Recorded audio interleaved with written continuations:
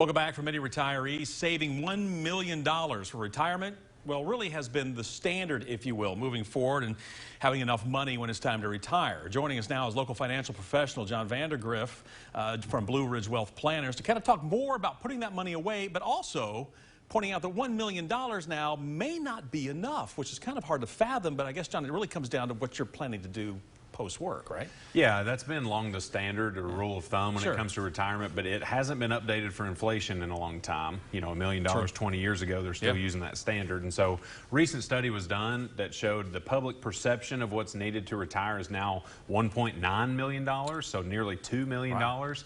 But the reality is it depends on what you need from it, you know, as we said. So you've got to determine what percentage it takes to fulfill your lifestyle. Obviously, Social Security is going to be in the mix there to help you cover those expenses.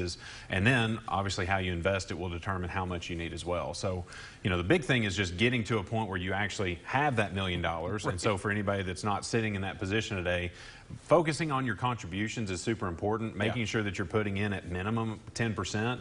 And then most studies are saying somewhere between 9 and 16% is kind of that ideal range to try to get to whatever you need out of your current lifestyle and the income that you have today. Yeah, I know some people will say if you get a little bump in pay at work, take some of that, put that in, just keep building that percentage, as you were saying, that you're putting away for your 401. Yeah, because it's hard to go out of the gate from 0 to 10%. Sure. So what you want to do at the beginning is put in what the free money is. Right, exactly. Get that free match. Yeah, because if you can start there, and then anytime you do get those wage increases, updating that a little bit over time is going to do nothing but help. And the earlier you can start that, the better, because compounding interest is your friend. So we want to do that. We want to make those contributions automatic so that you can not have, you know, kind of an inconsistent cash flow. It's really tempting to do that now when the market's good, but it's actually the best time to throw money in because you're getting it at a cheaper price. And then the other thing is you don't want to cash in those 401ks early because you have a 10% penalty if you get in before 59 and a half, but also you're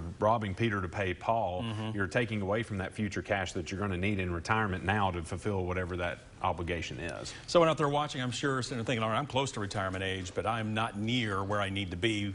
What can you do if you have that short window now to try to put some money away? Well, one of the best things you can do is try to make that window longer. And so if you don't feel like you have enough savings, working longer, maxing out your Social Security is going to be good because not only are you adding more checks in and hopefully getting a bigger Social Security benefit, but you're giving yourself time to build those savings, put a little bit more additional money away. Hopefully at that phase you've got kids out of the house, maybe some debts paid off, so you can have more money and try to bolster that savings and get that Social Security check as big as you can be. But if you don't know where you're at, ask somebody for help. You know, somebody like us that's a financial professional. They'll give you some projections to see where you need to go and what things you need to do today. It's amazing some of the charts that are out there. When you get all the details, you can see exactly where you're sitting and where you need to go. John, as always, we appreciate it. Some great advice. Lori, back over to you. Yeah.